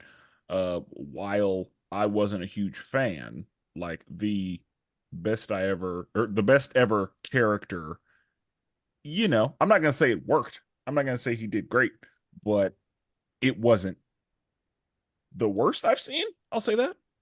Yeah, And it was successful it to an was. extent. And so I have to give him credit there. So I like he did what he did. So I'm gonna give him a 6. I think that's very generous. But I did better than me. I gave him a 5. Pat, I'm gonna give him a 7. But this is very simple, very easy to understand. His character was what we said, the best there is, best there was, best there ever will be. People bought into that. Case in point, when he is talked about, that is what people think of. People always refer to him as one of the best in that time period, in his era, when he was a champ, when he was going, he was the best of that era, that generation. So for me, means him playing the character of the best there is, the best there was, best there ever will be, worked. No matter if it got over, if the crowd liked it, didn't like it, that is how he is remembered. So with that being said, that's why I give him a 7, because it may not seem like it wasn't really much of a character, but what he was told to portray and what he portrayed on the screen is what people remember him as and talk to about him as to this day. So, okay. and I'm not That changing, leads staying oh, there. that leads us into impact and influence. And Pat, we're Mm. on you. Um, I'm gonna go. I think I'm gonna go 7 again because I don't know if he made the biggest impact and had the biggest influence, but there are still a lot of wrestlers, mainly tag team wrestlers from the Hart Foundation, that uh copy what he did. And um the whole Hart Dungeon thing is still people still talk about that today with Natalia and anybody else who's gone through it. Um and as a Hart, they built as a family, they built a whole, you know, the generation of wrestlers that are going to be talked about. And um his impact and legacy was more on it wasn't a huge outshining like Hogan's, but you still see a lot of Bret Hart influence on the product today. Okay. I'm gonna give him an 8 for impact and influence. Um, and that's again, as much as I don't like it, I think that he does have a pretty strong imprint on the business at large. For whatever reason, he's on people's Rushmores, and he, I think that his model, I think, did very well in the Canadian market. Like, I think that a lot of Mm-hmm. Canadian wrestlers like used him as a blueprint, and he kind of represented Canadian wrestling for a lot of people. He was the Hulk Hogan of Canada. Yeah, Yeah. like he did he was kind of that. And so I guess with that being the case, yeah, I'd give him an 8. I don't want to, but I think that he did have an impact and a pretty strong influence on a lot of people that came behind him and kind of what wrestling moved toward large scale. Yeah, I was gonna say who before him really did the technical style on that level. I I feel feel like like there's a few, but like, it feels like that wasn't really happening here yet. yeah, it was more of an international thing. Maybe Steamboat, I'd argue Macho Man. He did, yeah, he was more technical but not as than some of the heavy as people. Brett. Like Brett is I a mean, he lot. actually had swag, but yeah. Yeah, I think, and that was that also time period because there are a lot of people who weren't entertained by a true wrestling match at the time. Yeah. Yeah. Plus. So they kind of had to, navigate that, I think. So, Brandon, impact influence. I will give him an 8 as well, just Oh, because um, a lot of wrestlers, like you said, international and in hometown, home country, a lot of people are influenced by his style. And I think just honestly, I think he's the first, like kind of like you said, he's the first dedicated, like I don't care about character work, dedicated technical wrestler who got over at a mainstream level. So I think that was big for the next generation coming up. The Benoit, the Chris Jericho, I mean, guys like that, so they could see that this is a thing. Even today, like Kevin Owens, Sami Zayn, like they've mentioned their influence. FTR. You know what I mean? Like, there's plenty of wrestlers who have mentioned Bret Hart as a heavy, heavy, heavy influence. So yeah, Okay. L. I think 8 as well for all the stuff y'all all mentioned. Now, the only thing that sucks about it is he wasn't there that long. yeah, it's true. If Goldberg didn't kick him in the dang head, Yeah. we don't know what that will look like. Even in the short time, he had a huge impact. Like Brandon said, all of the people that still influenced by him. Even Mm-hmm. like when I see Jay Uso with the shades, I think of Bret Hart. Yeah. Yep. So Yep. I'll say an 8 as well. Okay. Okay. So, theme music. Um, I I will give him I'll give him a 7 for theme music. Um, it is more iconic than good, in my opinion. Yeah. Like that I little agree. opening, it like it's Bret Hart Yeah. immediately. Yeah. And then the Yeah. like it's just rock music, but Yeah. also like very time period appropriate. Yeah. Um, and so not spectacular, not anything like super impressive, but pretty good. And so yeah, I'm gonna give him a 7, um, because it is iconic and it is recognizable. And again, like you immediately know who we're getting. Mhm. So yeah. And you like if I hear that like that opening anywhere else, I'm gonna immediately go to Bret Hart. Exactly. So okay, Brandon. 7 as well. I think the music was really timely. It was impactful. It was kind of upbeat, so it kind of fit with the way he, entranced or he walked down to the ring. We'll talk about that next. But yeah, as far as the music, it was solid. Solid 7. Okay, Pat. I think seven's accurate. Like you mentioned, as soon as you heard it, people knew who it was. And I think at one point they'd had "Hey Brett," like the kid would go, "Hey Brett," and then it would hit.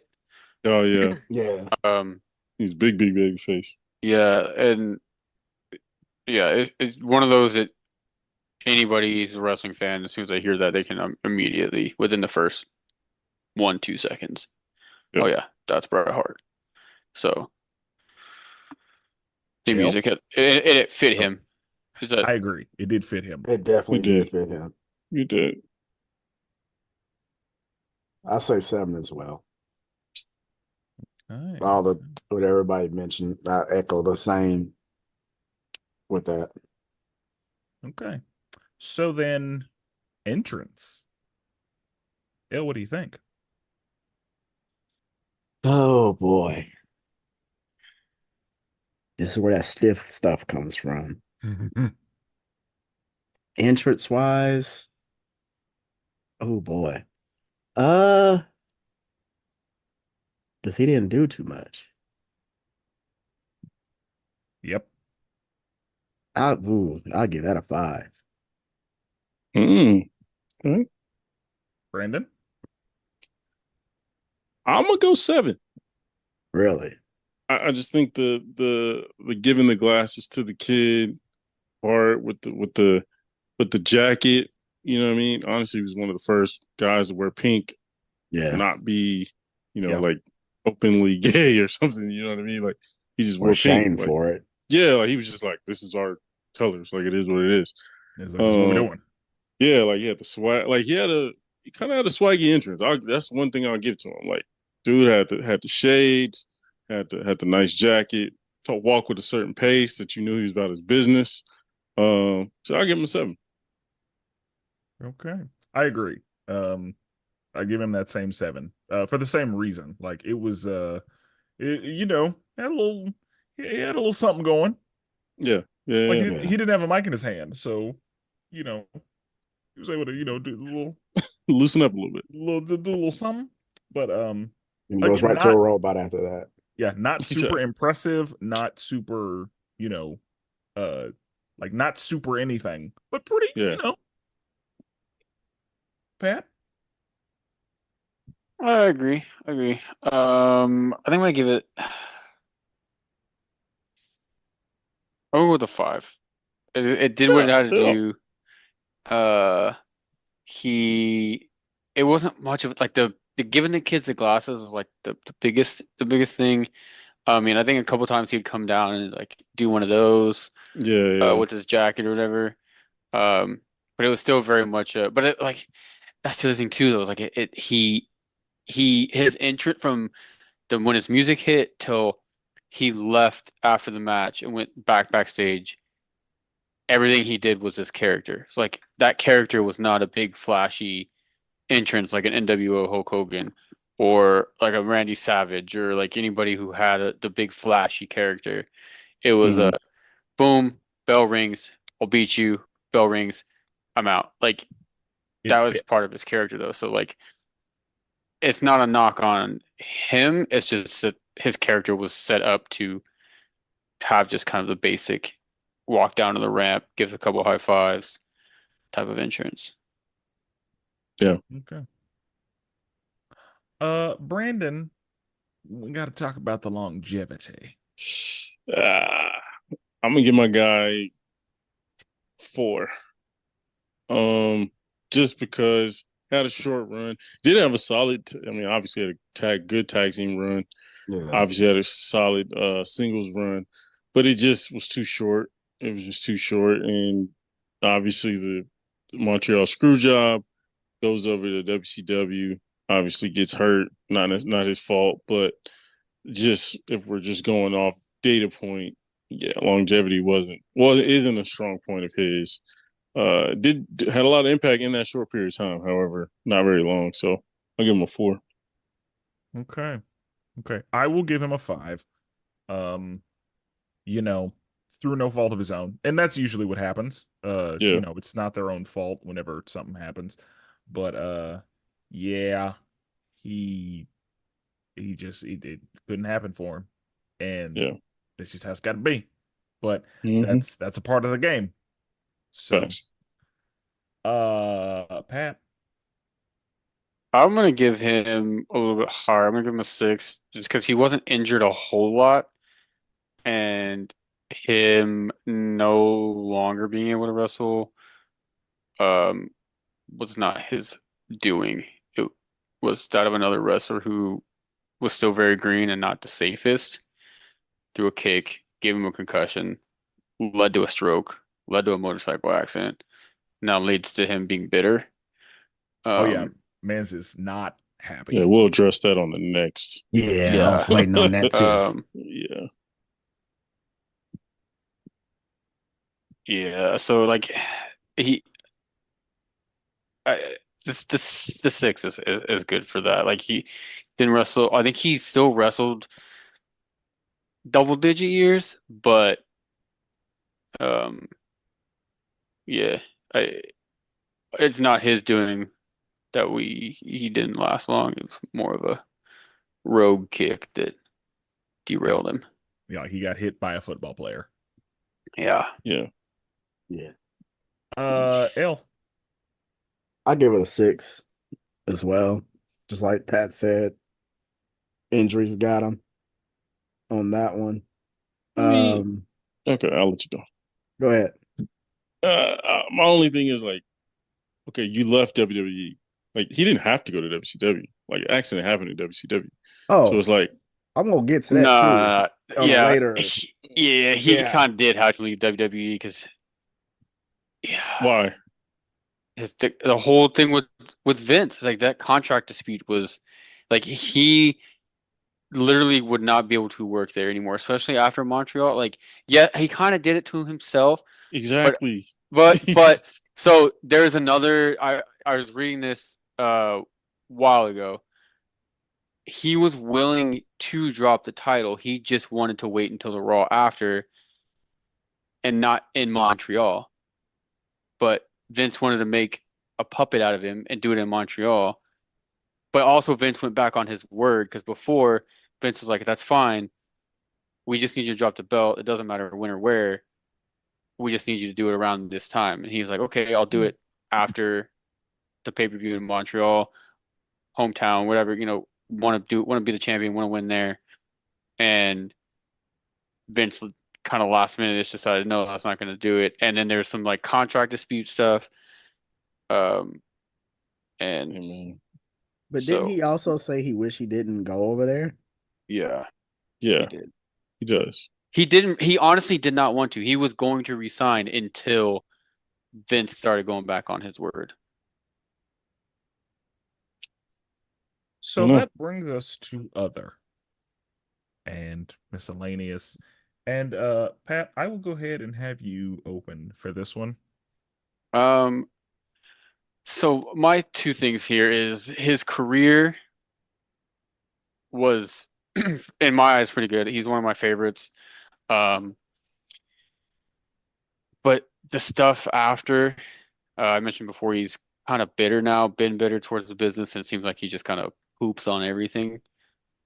Um, and for me, that gives him a four. Like it without the business, he wouldn't be relevant, and he's kind of turning around and just completely pooping on everything left and right. And like, yeah, I get it. Dude kicked you in the head, screwed you up, but I mean, at some point, like you got to let that go, let bygones be bygones, accept what happened, um, and just, like stop having a ill will towards the wrestling business. Okay. Brandon. I was almost at a 4, but then I remembered he disrespected Paul Levesque, which is in my house. So that's not something you do. Yeah, he did. Uh, I remember when I saw what he said about Triple H, and I was like, who, you, yeah, yeah. you, He was like, you got he Triple didn't have. H's name in your mouth? Yeah, he was like, you don't have a creative bone in his body. I don't think he does anything. Blah blah blah. I'm like, oh, okay, I remember yeah, that. yeah, I yeah. You forgot got about that. yeah. My boy's a Yeah. 2. My boy's a 2 for me, and it's just like past it, the bitterness, and then talking crap. Like going to WWE shows, like watching. I remember he went to a show. I think he was at Clash at the Castle, and he talked down on the Gunther Sheamus match. Like he said, all they doing was slapping, and like it was just like, what, bro? Like, what are you watching? Like, that's the most Bret Oh Hart type match man. you could think of. Like, it was big men beating the hell out of each other. Like, but again, the dude has been no contribution to the wrestling business since he left. Only negative. So yeah, 2 for me. I'm gonna give him a 3. I understand why he's upset and why he's mad, but I feel like a lot of what he said is unrelated to his bitterness. Like he's just a hater. Yeah, Because Yeah. him being bitter and him having negative feelings about certain people and about what happened to him, I understand that because he feels like his life was ruined by right, somebody. Like I understand you being mad about that. I understand like spending the rest of your life talking about that. I right. get it. Um for him to come after Triple H the way he did, I was so confused when I heard that. And maybe I think it could be a situation where Bret was speaking of the Triple H that he knew then and not the Triple H now, because I don't have, like, I mean, I do, but like my vivid memories of Triple H are after he came back from the quad injury. Which Yeah, one? The First one? the first one, the returning 2002. Madison Square Garden. Yeah, The Yeah, MSG he's one. torn it twice. Yeah. yeah, That is who, that and beyond is Triple H to me. And I know that there's stuff before that, but maybe that's the Triple H that Bret was talking about. Yeah, because he yeah, also crapped on him and Shawn Michaels when it comes to The Rock, yeah, Yeah, and so I and almost made it like racial yeah. when he said it. and that's the thing, like I already don't care about Bret. I already wonder how anybody could call Bret, that like have him in any kind of conversation. I already have that. Like I'm already like looking at Bret being like, "Ooh, who the fuck is this guy? Like why are we talking about him like he deserves any?" And then for him to, just be out here talking that shit. Yeah, no. Yeah. Um you're getting a 3, buddy. Sorry. Um L. Oh man, the issue I have, because unlike Hogan, with his stuff, he's also invited to the cookout though. He Oh does yeah, he have does. his He does have wife. a black wife. Yeah. It's a temporary. Hey, they've been together since 2010. You know, it makes sense now why Brennan has so much hate towards this guy because of what he said about Triple H. His whole ratings have been based off of that. No, no, no, It no, all no, makes no. sense now. He is a huge hater though. He is a big Willis, I hater. know. All right. You want to come No, after this man on his own podcast? yeah, the Triple H is that's a separate factor. Mhm. I'm saying this dude. I don't know. He's It feels like it's hated. been. I mean, Just I think think about that's this. unrelated to what happened to Bret Hart. Right. Yeah, His feelings about Triple H. yeah, because even when they were both in the WWE, that was a short period that they both were in it. Yeah. Because about He just didn't time like the Triple clique. H didn't- They were. It was a little longer. They just didn't interact. They interacted for a short period of time. right. And Triple H didn't make card. does Bret's feelings about Shawn, do we think that impacts how he feels about Triple H? Hell yeah. Absolutely, yeah. So yeah, like And the he fact just that got you- over that. Yeah, like Yeah, the fact and- that you're like bitter about like you bringing folks friends. Yeah, 3. And I'm thinking like, I know about, we all know about the screw job. What's Sean had to do with that? He was just doing his job. I mean, he was That's doing what what he I was told. always Yeah, was yeah. confused about. Like, okay, why are you mad at Sean? Other than, He's mad at Shawn Because he's a hater. well, yeah, but also like in that day and age, like even if the boss wanted you to do something like that, they would go to the person before him and eventually, hey, just want to let you know like this is going on. So he's more mad at Shawn because Shawn knew about it and didn't tell him. But they had beef. It's not like They this had was the beef. home. Right, yeah. right. Like- But still, like it's like It's a professional courtesy that he feels yeah, like like he hey should have man, been given. they're trying to do this to you, like just a heads up. Like I have to go along with it because like my contract's not up. Like I got to do this. It's not man. coming from me as a person to you as a person. Strictly business. I'm doing what I am told I have to do. Yeah. I don't know, Yeah. man. They had Taker in the back waiting. Oh If- yeah. if- you know what I mean? That's the thing. Nobody knew except for Vince, Shawn, and I think Triple H. But it wasn't until like I think that the night of, because there's a documentary or something that shows the backstage stuff. Yeah. It was And at ESPN Shawn, 30 for 30. yeah, Shawn's like, I remember Shawn saying, "I swear to God, man, I thought you knew. I swear to Yeah. God, I thought you knew. I thought they told you." So Right. like that's where I'm like, that's why he's mad at Shawn because he didn't believe Shawn. At that time, it makes sense because Shawn was still in his like party boy college phase. Yeah. Yeah. He was Yeah, like no boy. fucks given. Yeah. He was that not like before, back then. Yeah, it was before Before saved. he He was actually Yeah, been before saved. he was saved. Yeah. Yeah. He Yeah. was actually Yeah. saved. Yeah, legitimately. Amen. And so that's why I think where a lot of that comes from. But yeah, it's still at this point though, like him and Shawn apparently have like both have said like they've buried that hatchet. There's nothing, no bad will, but it still feels like Bret is in general is just does not like the wrestling business. And I also think what happened to Owen also Oh, doesn't Yeah. help. Yeah, it doesn't help at all. That Like they yeah. won't let him be inducted into the Hall of Fame. Yeah, that's more Owen's widow. They Right. won't Yeah, let him. she has a lot to do with that one. Yeah, it's a like 99.4% on her. Even he hated on her recently. Yeah. Yeah, I there's been saw that multiple recently. times. Yeah. Where he's like, "Hey, So you need to Brett's- let this happen." So Brett's only friend is his black wife. Maybe. And the people who idolize him. So the Like more FTR. I think about it and the more stuff I see and hear, like there's days where Brett's like, "Yeah, wrestling business, it's good. Everybody's good. Everything's good." Like he's promoting it, he's helping out, and then there's days where he shits on it. I think that brain injury, the kick to his head, sometimes like I don't think Alzheimer's or dementia maybe, but like it's like mood changes.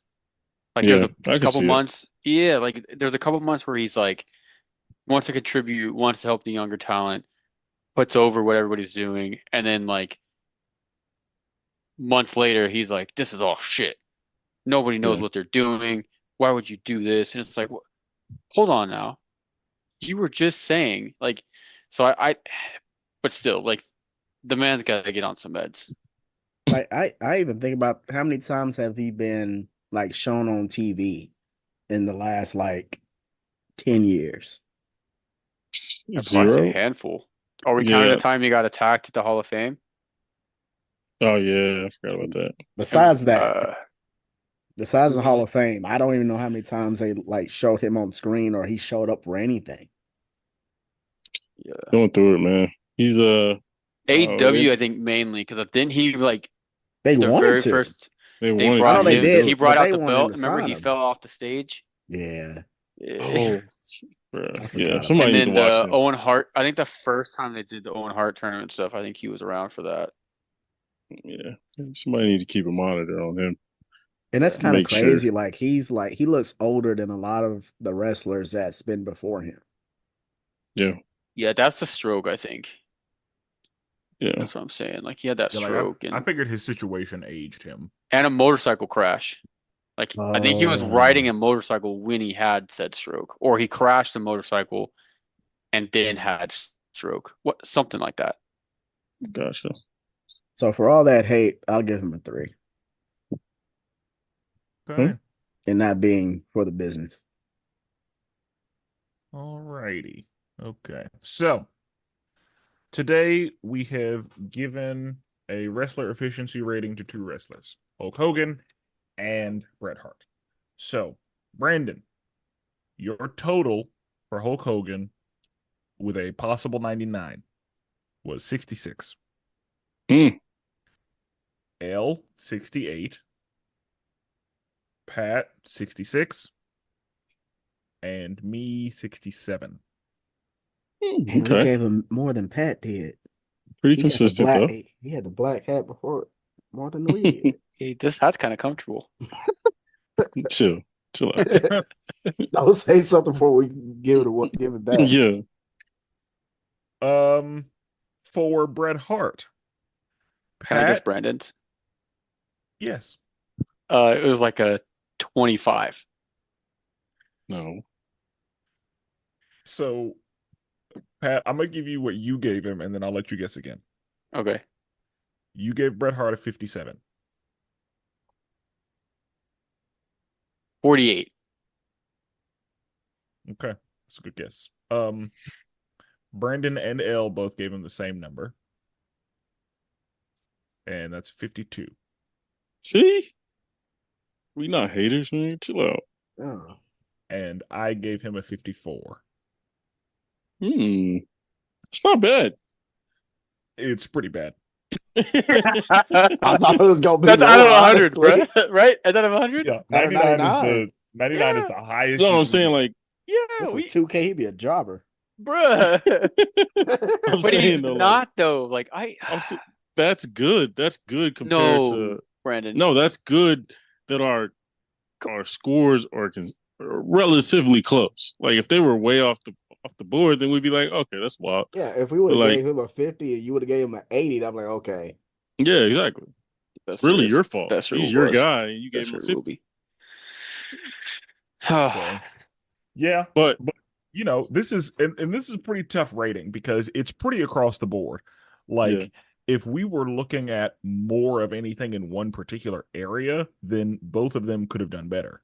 But because like longevity really hurt Bret Hart, yeah.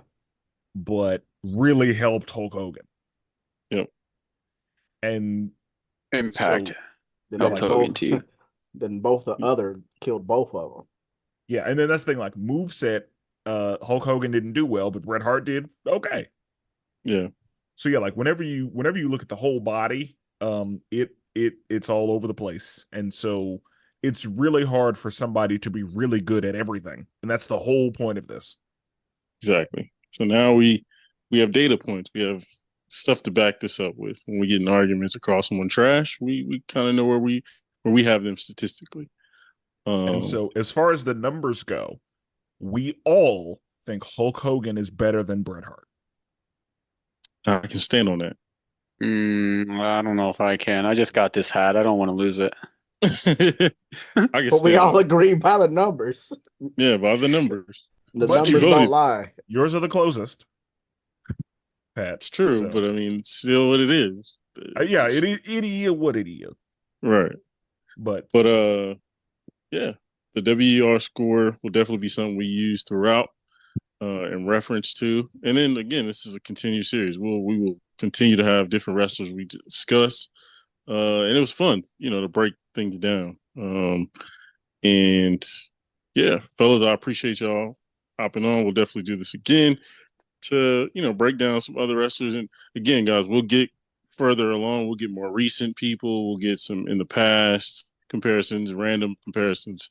It'll be fun to do that. But yeah, until next time, we out. Yeah.